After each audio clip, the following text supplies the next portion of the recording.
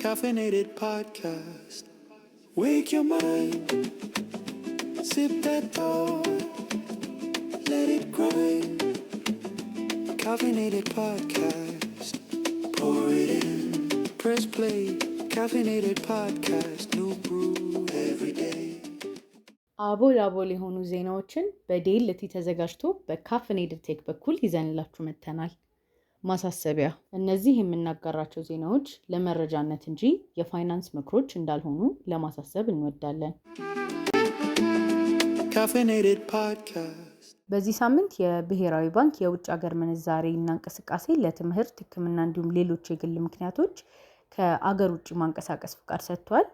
ከዚህ በተጨማሪም የውጭ ምንዛሬ በቀጥታ ማግኘት እንዲችሉ ሲሆን ይህም ለነጋዴዎች እንዲሁም ለግለሰቦች ባለው ምንዛሬ ገንዘብ በቀላሉ መቆጠብ እንዲሁም መመንዘር እንዲችሉ ያደርጋል። ይህ ፖሊሲ የኤክስፖርት ንግድ ለሚያካሂዱ ሰዎች የበለጠ እድል የሚፈጥር ሲሆን በተጨማሪም ከሀገር ውጭ ኢንቨስትመንት በተፈቀዱ ሕጎች መሰረት ማድረግ እንደሚችሉ ተነግሯል። ይህም ህጋዊ የሆነ የውጭ ምንዛሬ እንዲካብትና ግልጽነትና ተጠያቂነት እንዲስፋፋ ያደርጋል ተብሎ ይጠበቃል።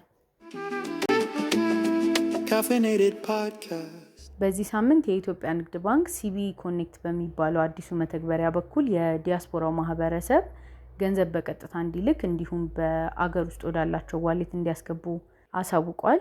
ይህም የገንዘብ ዝውውሩ ላይ ያለ የማስተላለፊያ ወጪ እንደሚቀንስ፣ ፍጥነት እንደሚጨምር እንዲሁም በአገር ውስጥ ላሉ ገንዘብ ለሚላክላቸው ግለሰቦች እንዲሁም ንግዶች እንዲቀል ያደርጋል። ይህም በአገር ውስጥ ላሉ ነጋዴዎችና አገልግሎት ሰጪዎች የዲጂታል ክፍያ እንዲፋጠንና እንዲጨምር ያደርጋል ተብሎ ይጠበቃል። Caffeinated podcast. በዚህ ሳምንት በአዲስ አበባ እየተካሄደ ያለው የ39ኛው የአፍሪካን ህብረት ስብሰባ ላይ የዘላቂ እድገትና የክልላዊ የሆኑ መግባባቶች በተጨማሪ የዲጂታል ፋይናንስ ለውጥ ላይ አተኩሯል። ዋና ዋናዎቹም የዲጂታል የሆኑ አገልግሎቶች፣ ድንበር ተሻጋሪ የሆኑ ክፍያዎችን እንዲሁም የኤአይ በፋይናንሻል አሰራር ላይ ስላለው አስተዋጽኦ ተወያይተዋል። ኢትዮጵያ አህጉራዊ የሆኑ የክፍያ ኢኖቬሽኖች ላይ ያላትን ተሳትፎ እየቀጠለች ሲሆን ለምሳሌ እንደ ፓን አፍሪካን ፔመንት ኤንድ ሴትልመንት ሲስተም ወይም PAPSS ሲሆን ይህም በአፍሪካ አህጉር ውስጥ በሁሉም ሀገር የየራሳቸውን ገንዘብ በመጠቀም ሌላ ሀገር መገበያየት የሚችሉበት መንገድ መፍጠር አንዱ ነው።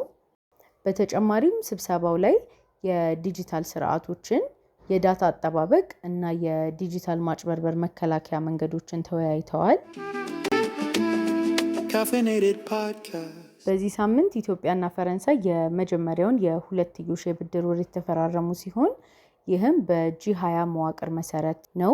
በዚህ ስምምነት ላይም 81.5 ሚሊዮን ዩሮ የሚጠጋ የፋይናንሻል ድጋፍ የሚገኝ ሲሆን ይህም በኢንተርናሽናል ገበያውና በሚያድጉ አጋሮች መሀል ላይ የፋይናንሻል መረጋጋት ያስገኛል ተብሎ ይጠበቃል። ለዛሬ ያዝነውን ጨርሰናል። ቀጣይ ሳምንት ከእናንተ ቡና ከኛ ዜና ይዘን እንገናኛለን። እስከ ሳምንት ቸረን ሰንብት። Caffeinated. Caffeinated. Caffeinated podcast. We're wide awake today.